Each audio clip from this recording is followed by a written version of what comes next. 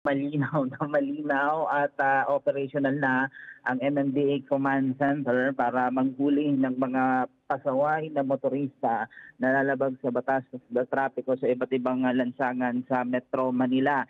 So isa pa pamamagitan pa rin nga ng no contact apprehension policy. Nagsimula na ngayong araw ang NCAP na kung saan ay imomonitor ang lahat ng kalsada sa Metro Manila at agad na makukunan ng litrato ang plaka ng sasakyan, motorsiklo na lalabag sa batas trapiko at ipapadala yung citation ticket sa bahay mismo ng mismong lumabag sa batas trapiko. At nakaugnay nga niya, nakatakdang magsagawa rin ng pagpupulong ang MMDA, DOTR, maging ang DPWH para isapinal din yung ilan pang mga polisiya patungkol naman sa EDSA rebuild o rehabilitation na magsisimula sa June 15. At ayon sa MMDA, handang-handa na rin ang ahensya para nang sa ganon ay maiwasan yung pagbigat ng daloy ng trapiko sa iba't ibang panig ng kalsada sa Metro Manila sa pagsisimula nga ng EDSA rebuild. Mamaya ay isa sa pinal ng transportation agencies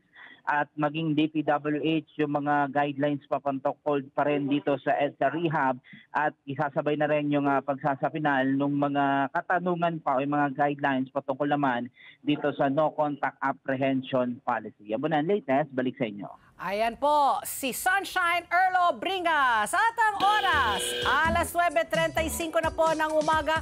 Hinihintay po natin na makontak po natin si Attorney John Rex Laudianco, ang spokesperson po ng COMELEC, para pag-usapan itong dalawang kontrobersyal na mga party list na nanalo no? Kumbaga, pasok sila dun sa mga party Duterte list. Youth. Duterte. 3 seats. Three seats, Three correct. seats. Oo, tapos ang BH ay isang seat, no? Pero hindi pa sila naproproklama. Bakit? Ayan, makakausap na po natin. Nandiyan na ba sa linya? Si Attorney John Rex Laudianco, ang ating suki.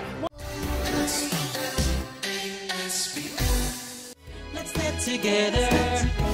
Sunday 25. Sunday 25.